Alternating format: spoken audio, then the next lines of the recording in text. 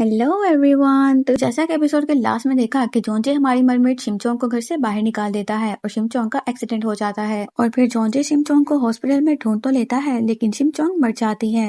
जोंजे शिमचोंग का हाथ पकड़ के बैठ जाता है और रोने लगता है। फिर शिमचोंग अपने ख्वाब में जोंजे का हाथ पकड़ती है और इतने में वो अपनी आंखें भी खोल लेती है। हमें शिमचोंग को दिखाते हैं जिसे रोम में शिफ्ट किया जाता है। नमदू कहता है कि बर्फ पड़ने की वजह से बहुत सारे एक्सीडेंट्स हुए हैं जिसकी वजह से कोई भी रूम खाली नहीं है तो तुम्हें यहीं पर रहना होगा। शिमचोंग कहती है कि फिर क्या आज से मैं यहीं रहूंगी? तो नमदू कहता है कि हमेशा के लिए नहीं, बस कुछ दिन की बात है। तो शिमचोंग कहती है कि क्या मैं इन सब के साथ रहूंगी? तो नमदू कहता है कि हाँ। तो शिमचोंग को जाशिया की बात याद आती है कि शादी में मर्द और औरत एक साथ रहते हैं, एक दूसरे का ख्याल रखते हैं और प्यार करते हैं। तो शिमचोंग कहती है कि फिर क्या मेरी इन सब से शादी हो जाएगी? तो डॉक्टर भी शिमचोंग को देखने लगते हैं। शिमचोंग कहती है कि मैंने सुना है कि जो मर्द और औरत एक ही घर में एक ही छत के नीचे रहते हैं, एक दूसरे का ख्याल रखते हैं, मोहब्बत करते हैं, उनकी आपस में शादी हो जाती है। ऐसा ही है ना? तो नमदू बस हंसने लगता है और कोई जवाब नहीं देता और उसे कहता है कि चलो अब तुम लेट जाओ। तो शिमचोंग कहती है कि नहीं, अब मुझे नींद नहीं आ रही और एक बूढ़े अंकल से कहती है कि अब हमारी शादी हो गई है ना।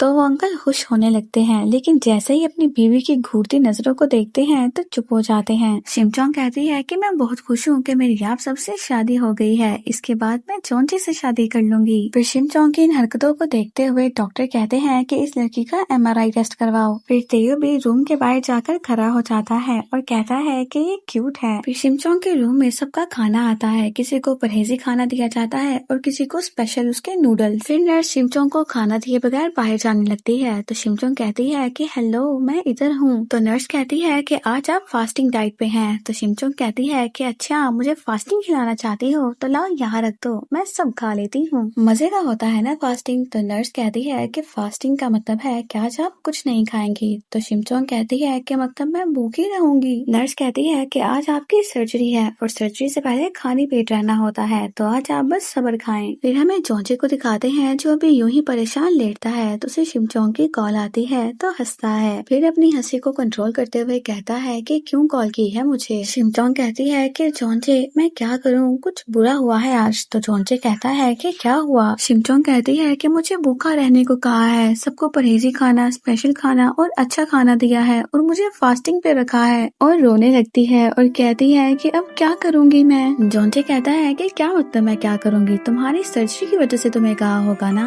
तो शिमचोंग कहती है कि जोंजे, अगर मैं भूखी मर गई तो? फिर जोंजे को हंसी आने लगती है तो कहता है कि तुम ऐसा करो, तुम सो जाओ। तो शिमचोंग कहती है कि मैं आंखें बंद करती हूँ तो वो मेरी आंखों के सामने आने लगता है। तो जोंजे कहता है कि क्या? तो शिमचोंग कहती है कि खाना और क्या? तो जोंजे कहता है कि तुम सच में पागल हो और कॉल बंद करने लगता है। शिमचोंग कहती है कि मुझे बस खाने का ख्याल आ रहा है। जोंजे कॉल बंद कर चुका होता है, फिर अपने मोबाइल को हिलाने लगती है कि जोंजे भी चला गया। फिर जोंजे को दिखाते हैं जो हॉस्पिटल कॉल करता है और कहता है कि उनकी दूध में ब्लीडिंग भी नहीं हुई है, मामूली सर्जरी की बिना पर आप उसे फास्टिंग पर नहीं रख सकते। तो डॉक्टर कहते हैं कि एहतियात के तौर पर हमें ऐसा ही करना पड़ता है, और क्या आप डॉक्टर हैं? तो जोंजे कहता है कि क्या ये जानना जरूरी है, और वैसे भी किसी को फास्टिंग में डालने से पहले उसका डिटेल में चेकअप होना जरूरी है, जो कि नहीं हुआ है। और गुस्से से कहने लगता है कि आप आखिर कैसे उस पेशेंट को फास्टिंग में डाल सकते हैं जबकि वो भूख से मर रहा है, और मैं आपको बता रहा हूँ उसकी ज़हनी हालत पे बहुत बुरा असर पड़ेगा, और अगर वो पागल हो गई तो क्या आप उसका जवाब देंगे? फिर जोंजे हॉस्पिटल आ जाता है और शिमचोंग के रूम के बाहर चक्कर लगा रहा होता है। फिर वो दरवाजे से झांकते हुए अंदर देखता है तो नर्स शिमचोंग के पास उसके नूडल्स लेकर आती है। शिमचोंग अपने नूडल्स देखती है और खुशी खुशी खाने लगती है। जोंजे भी उसे ऐसे देखकर खुश हो रहा होता है और फिर खुद से कहता है कि ये मुझे क्या हो गया है, मैं खुश क्यों हो रहा हूँ? बस जोंजे, अब रुक जाओ यही, मैं एक ऐसी लड़की के लिए क्यों खुश हो रहा हूँ जिससे मेरा कोई ताल्लुक नहीं। फिर शिमचोंग जोंजे को कॉल करती है तो जोंजे कहता है कि अब क्या हुआ? तो शिमचोंग कहती है कि जोंजे, मुझे अभी अभी मेरा खाना मिला है। तो जोंजे कहता है कि फिर क्या हुआ, मैं अभी बिजी हूँ तो कॉल बंद करो, चलो बाय। कॉल बंद करने के बाद जोंजे खुशी खुशी वहाँ से जाने लगता है और हॉस्पिटल में ही उसकी मुलाकात मिस्टर नाम से हो जाती है। फिर वो दोनों बाहर बैठे बातें कर रहे होते हैं। मिस्टर नाम कहते हैं कि तुमने घर क्यों छोड़ दिया और सबसे राब्ता भी खत्म कर कर दिया। तो जोंजे कहता है कि बस अंकल छोड़ें इस बात को। फिर मिस्टर नाम जोंजे को कोरियन टी देते हैं। जोंजे कहता है कि ये क्या है? तो मिस्टर नाम कहते हैं कि ये कोरियन टी है और क्या तुम्हें याद है कि ये तुम्हें पसंद होती थी और इस मौसम में इसे पीने से बीमारियां दूर रहती हैं और ठंड बहुत ज्यादा है तो अपने आप को कवर रखने की कोशिश किया करो। फिर जोंजे सोचता है कि जब बचपन में वो बहुत ज्यादा रो रहा था तो मिस्टर नाम ही उसके पास आए थे, उसे कोरियन टी दी थी और उसे कहा था कि अगर इतना रोगे तो गला खराब हो जाएगा। जोंजे रोते हुए कहता है कि मुझे अपनी अम्मी के पास जाना है। तो मिस्टर नाम कहते हैं कि मुझे माफ करना लेकिन मैं तुम्हारी अम्मी को वापस नहीं ला सकता, लेकिन मैं तुमसे वादा करता हूँ मैं हमेशा तुम्हारे साथ रहूंगा और तुम्हारी हिफाजत करूंगा। तो जोंजे कहता है कि ये आप कैसे कर सकते हैं? तो मिस्टर नाम कहते हैं क्योंकि मैं तुम्हारा दोस्त हूँ ना। तो जोंजे कहता है कि मुझे दोस्त नहीं चाहिए, मुझे अम्मी चाहिए। फिर हमें दिखाते हैं कि जब जोंजे अपना बाजू पकड़े खड़ा होता है तब भी मिस्टर नाम ही उसके पास आते हैं। जोंजे के बाजू से शीशे के टुकड़े निकालते हैं। जोंजे उनसे कहता है कि मैं ये घर छोड़ के जा रहा हूँ। तो मिस्टर नाम कहते हैं कि फिर तुम्हारे फादर का क्या होगा? मैं जानता हूँ कि वो बहुत ज्यादा गुस्से वाले हैं लेकिन इस दुनिया में तुम्हारे सिवा उनका और कौन है? तो जोंजे कहता है कि आप है ना मेरे डैड के साथ अंकल और मैं जाकर अपनी मोम को ढूंढूंगा, एक अच्छा सा घर बनाऊंगा और वहाँ पर उनके साथ रहूंगा, बस आप मेरे डैड का ख्याल रखिएगा। फिर जोंजे मिस्टर नाम से कहता है कि आपने अपना वादा तो निभाया लेकिन मैं अपना वादा नहीं निभा सका। मिस्टर नाम कहते हैं कि तुम्हारे डैड तुम्हारी तलाश में हैं, ऐसा लगता है कि वो सब कुछ सही करना चाहते हैं। तो जोंजे कहता है कि आप मुझे इन सबसे दूर रखिए और अब मैं चलता हूँ। तो मिस्टर नाम कहते हैं कि क्या ये सही नहीं है एक फैमिली के लिए जबकि उन्हें अपने किए पर पछतावा भी है और मैं जानता हूँ उन्हें ये कहना मुश्किल लगता है लेकिन वो तुम्हें बहुत ज्यादा मिस करते हैं अपने इस बुढ़ापे में, उन्हें तुम्हारे सहारे की जरूरत है। तो जोंजे कहता है कि मैं ये चाय जरूर पीऊंगा और वहाँ से चलना चाहता है। फिर हमें मातेयों को दिखाते हैं जो दूसरे डेस्क पे बैठे उन दोनों की बातें सुन रहा होता है। फिर शिमचोंग को दिखाते हैं जो हॉस्पिटल में एक लेडी के साथ आकर बैठ जाती है और फिर वो दोनों ही ड्रामा देखने लगते हैं। वहाँ पर औरत लड़के से कहती है क्या तुम्हें पता है कि तुम्हारे डैड का क्या नाम है? जैसे ही शिमचोंग के पास बैठी हुई लेडी कहती है कि चेयरमैन है तो ड्रामे में भी वो यही कहती है कि तुम्हारा डैड एक चेयरमैन है। तो शिमचोंग उनसे पूछती है कि आपको कैसे पता? तो वो कहती है कि ये मैं ड्रामा पहली बार थोड़ी ना देख रही हूँ, जब किसी का बाप खो जाए या अलहदा हो जाए तो उसका बाप चेयरमैन ही निकलता है, ठीक इसी की तरह।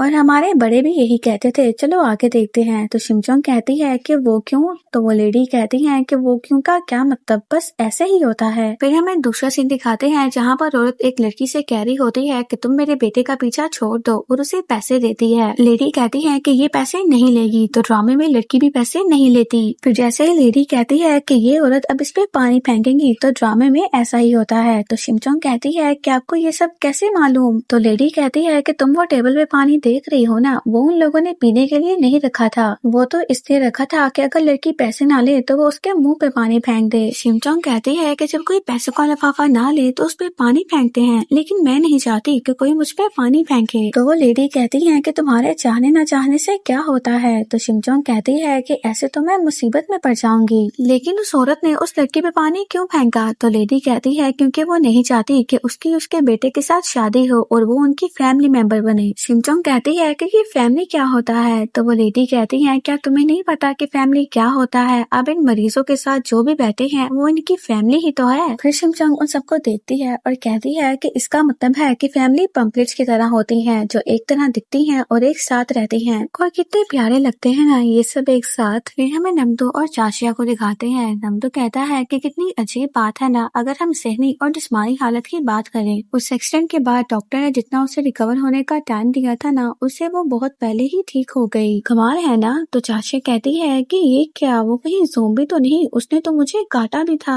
तो नमदो कहता है कि तुम्हें एहतियात के तौर पर इंजेक्शन लगवा लेना चाहिए। वैसे चाशिया कहती है कि जोंजी उसका गार्डियन बना क्यों फिर रहा है, उसे घर से निकाल दिया था ना, तो बात खत्म। नमदो कहता है कि स्पेन में उसके साथ जो कुछ भी हुआ उसे याद दिलाने की वजह वो लड़की ही है। जोंजे बस उस लड़की को जानना चाहता है और कुछ नहीं। तो चाशिया कहती है कि तजस्सुस तो मुझे भी है कि आखिर वो लड़की कौन है। तो नमदो कहता है कि वैसे तो मुझे भी नहीं पता, लेकिन हो सकता है कि वो कोई शहजादी हो जो अपनी याददाश्त भूल गई हो और उसकी जिस्मानी हालत ज्यादा अच्छी इसी वजह से है क्योंकि उसने कोई जड़ी बूटियां खाई होंगी। चाशिया कहती है कि तुम ऐसा कैसे कह सकते हो, वो तो पहली नजर में गरीब बेकारा लगती है। फिर हमें शिमचोंग को दिखाते हैं जो कुछ ऐसी ही दिख रही होती है जैसे चाशिया कह रही होती है और व्हील चेयर पर बैठ के हॉस्पिटल से बाहर आती है।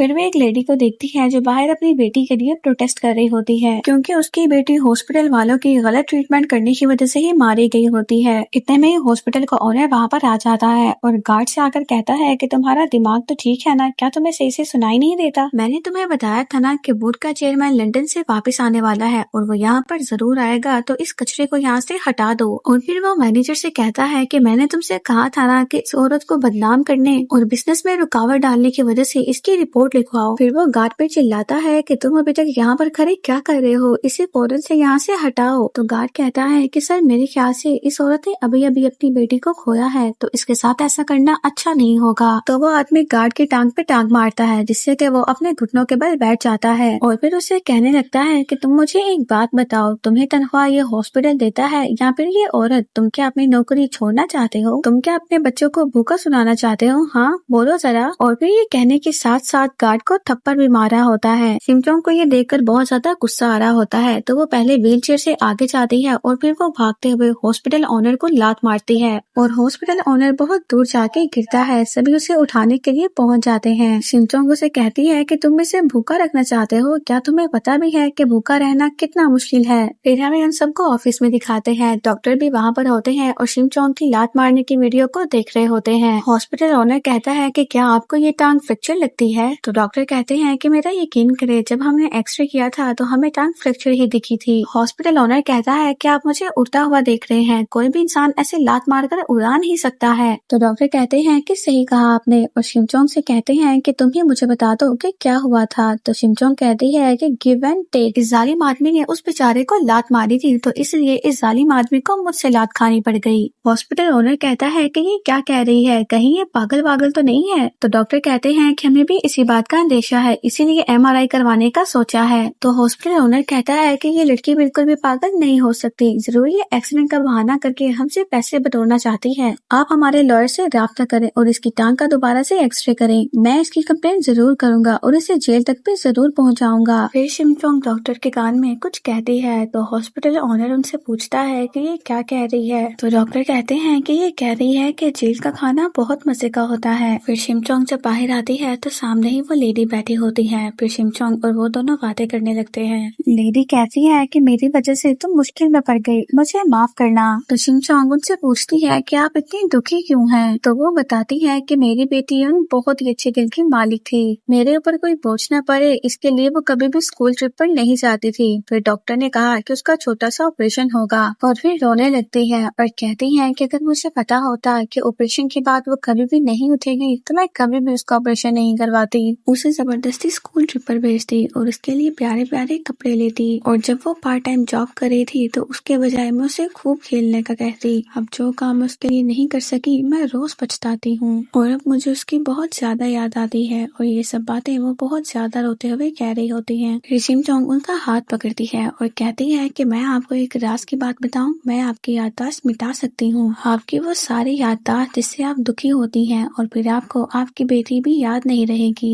और फिर आपको कभी भी दुख नहीं होगा। क्या ऐसा करना चाहती हैं आप? फिर शिमचोंग अपनी आंखें बंद करती है तो वो लेडी भी अपनी आंखें बंद करती है और फिर उसे उसकी बेटी की सारी चीजें आंखों के सामने दिखने लगती है कि जब उनकी बेटी स्कूल जाती है और फिर स्कूल ट्रिप पर जाने से मना करती है, और फिर खाना बनाते हुए भी अपनी अम्मी के पास आती है और खूब बातें करती है, और जब वो ऑपरेशन के लिए जा रही थी तब भी अपनी अम्मी से मजाक करते हुए जा रही थी ताकि वो ज्यादा परेशान ना हो। फिर वो लेडी अपनी आंखें खोल लेती हैं और कहती हैं कि बिल्कुल नहीं, मैं अपनी बेटी की यादें आखिरी सांस तक अपने साथ रखना चाहती हूँ, फिर चाहे मुझे कितनी ही तकलीफ क्यों ना हो। तो शिमचोंग कहती है कि क्यों, आपको तो इससे कितनी तकलीफ हो रही है? तो वो लेडी कहती है कि ये तकलीफ ही मुझे उसकी गुर्बत की याद दिलाती है, जिससे मुझे एहसास होता है कि वो मेरे आस पास है, उसकी यादें, उसका प्यार सब हमेशा मेरे दिल में रहेगा। फिर जॉन्जे, नमदो और तेओ शिमचोंग की उसी वीडियो को देख रहे होते हैं। नमदो कहता है कि ये तो बहुत दूर जाके गिरा है, और जॉन्जे से कहता है कि तुम तो कह रहे थे कि इसकी टांग पे फ्रैक्चर है। तो जॉन्जे कहता है कि हुआ तो था। तो नमदो कहता है कि आखिर शिमचोंग में इतनी ताकत कहाँ से आ गई कि वो इतनी दूर जाके गिरा है, और हॉस्पिटल का ओनर अब शिमचोंग पे केस करना चाहता है, और वो तो शिमचोंग पे बात को बढ़ा चढ़ा कर ही केस करेगा, यूं ही नहीं। तो जॉन्जे कहता है कि फिर मैं क्या करूं? तो नमदो कहता है कि क्या तुम उसकी मदद नहीं करोगे? फिर जॉन्जे वीडियो प्ले करता है और कहता है कि इसे देखो, अगर हम किसी को भी कुछ भी कहेंगे तो हम फ्रॉड ही लगेंगे। इसकी टांग में तो फ्रैक्चर था, लेकिन देखो तो वो आदमी कैसे हो रहा है। तो नमदो उसे पीछे से फुटेज दिखाता है जहाँ पर हॉस्पिटल ओनर उस गार्ड को लात मार रहा था। नमदो कहता है कि मैंने पहले इस फुटेज को देखा था और इसी वजह से वो ये किक डिजर्व करता था, और अगर तुम कुछ करने नहीं वाले हो तो फिर मैं क्यों कुछ करूँ। तो जॉन्जे साथ ही पलटी मार लेता है और कहता है कि तुम्हें पता है ना कि मुझे सबसे ज्यादा किस चीज से नफरत है। तो नमदो कहता है कि बिना गुड बाय किए चले जाना। तो जॉन्जे कहता है कि अरे नहीं, कुछ और भी है, और वो है बदइखलाक। तो नमदो कहता है कि वो तो तुम हो। तो जॉन्जे कहता है कि अरे नहीं, मेरे इखलाक तो बहुत अच्छे हैं, और अगर मैं शिमचोंग वाली प्रॉब्लम इग्नोर भी कर दूं तो फिर भी मैं इस बंदे को नहीं छोड़ूंगा। तो नमदो कहता है कि वो कैसे। तो जॉन्जे कहता है कि फिर क्यों ना इसी की जुबान में हम इसे जवाब दे दें। इस हॉस्पिटल के बोर्ड का चेयरमैन अभी वेकेशन पे है और उसका बेटा पूरे 10 साल बाद वापस आ रहा है, तो ये हमारे लिए बेहतरीन मौका है अपनी कोई भी बात मनवाने का। इतने में ये हॉस्पिटल ओनर को कॉल आती है कि क्या आप लोग मेरे बेटे को एयरपोर्ट लेने के लिए गए हैं। तो हॉस्पिटल ओनर कहता है कि जी हाँ, वो वहीं पर उनका वेट कर रहे हैं। तो वो कहता है कि मेरा बेटा तो पहले से ही हॉस्पिटल पहुंच चुका है, तो ये सब कुछ क्या हो रहा है। और ये एक फेक कॉल होती है। फिर हमें जॉन्जे को दिखाते हैं जो तेयो के साथ हॉस्पिटल होता है। इतने में ये सारे डॉक्टर्स भी जॉन्जे के पास आ जाते हैं। फिर वो जॉन्जे से कहता है कि मुझे माफ कर दे, पता नहीं कहाँ गलती हो गई और हम आपको एयरपोर्ट में लेने नहीं आ सके। तो जॉन्जे कहता है कि अरे रहने दो, और अपना हाथ डॉक्टर के आगे करता है। तो डॉक्टर कहते हैं कि क्या। तो जॉन्जे कहता है कि डैडी ने कहा था कि मैं पहुंचते ही उन्हें कॉल कर दूं, लेकिन मेरी बैटरी खत्म हो गई है। तो फिर हॉस्पिटल ओनर जॉन्जे को अपना मोबाइल दे देता है। जॉन्जे उसका मोबाइल अपने मोबाइल से नीचे रखता है और फिर अपने मोबाइल से फेक कॉल करने लगता है, और ओनर का मोबाइल छुपाते हुए वो तेयो को दे देता है और तेयो वो मोबाइल लेकर चला जाता है। फिर जॉन्जे बोर्ड चेयरमैन को कॉल करने की एक्टिंग करता है और कहता है कि पापा मैं पहुंच गया हूँ। अरे छोड़े,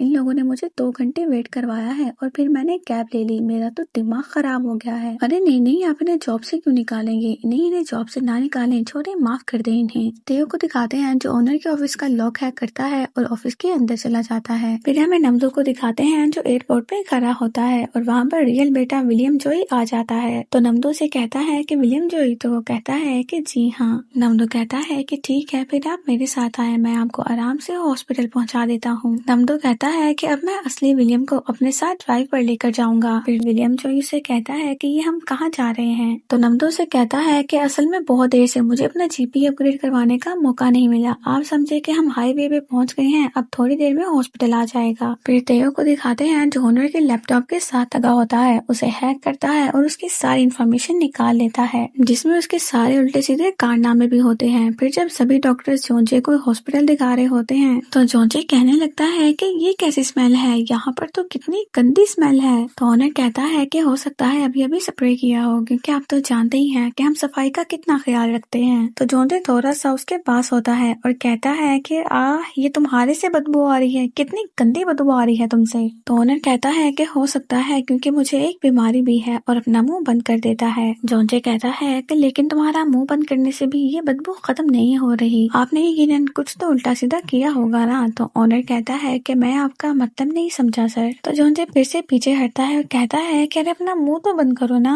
और ये सब कुछ जॉन्जे बस झूठ ही बोल रहा होता है। फिर हमें उन तीनों को ऑफिस में दिखाते हैं। ओनर के सारे कारनामे उसके सामने रखे होते हैं। तो ओनर कहता है कि कौन हो तुम लोग। तो इसका मतलब है कि तुम चेयरमैन के बेटे नहीं हो। जॉन्जे कहता है कि ये सब बातें आप छोड़े, काम की बात करते हैं। आपके सारे के सारे मेडिकल घपले, चोरियां, और अगर आपकी गर्लफ्रेंड के बारे में आपकी बीवी को पता चल गया तो कितना बुरा होगा ना। मुझे ऐसे लोगों से बहुत नफरत है जो अपनी फैमिली को प्रोटेक्ट नहीं कर सकते। ओनर कहता है कि तुम बताओ, तुम मेरे साथ ऐसा क्यों कर रहे हो। तो जॉन्जे कहता है कि फिर क्या करूं, क्या मैं तुम्हारी ये सारी बातें मीडिया के सामने डिस्क्लोज कर दूं। तो तेयो लैपटॉप ओनर की तरफ करता है और एंटर पे अपनी फिंगर रख देता है। जॉन्जे कहता है कि जल्दी करो, इसे ज्यादा इंतजार करने की आदत नहीं है। और फिर तेयो भी बस ऐसे ही बटन पे टिक टॉक करने लगता है। ओनर कहता है कि तुम कितने पैसे चाहते हो। तो जॉन्जे कहता है कि अच्छा, तो तुम ये मामला पैसे देके हल करवाना चाहते हो, लेकिन अभी मुझे पैसे नहीं चाहिए, तो एक नेकी का काम करते हैं। तो ओनर कहता है कि ठीक है, जैसा आप कहें। तो आप क्या चाहते हैं। जॉन्जे कहता है कि तुम्हें वो फ्लाइंग किक वाली लड़की तो याद होगी ना, तो उस पे जितने भी केसेस हैं वो सारे वापस ले लो। तो ओनर कहता है कि ठीक है, मैं यही करूंगा, और वैसे भी मुझे इतनी ज्यादा जोर से लगी नहीं थी उसकी लात, में ऐसा ही करूंगा। तो जॉन्जे उसकी इस बात को रिकॉर्ड कर लेता है और उसे दिखाते हुए कहता है कि ओके,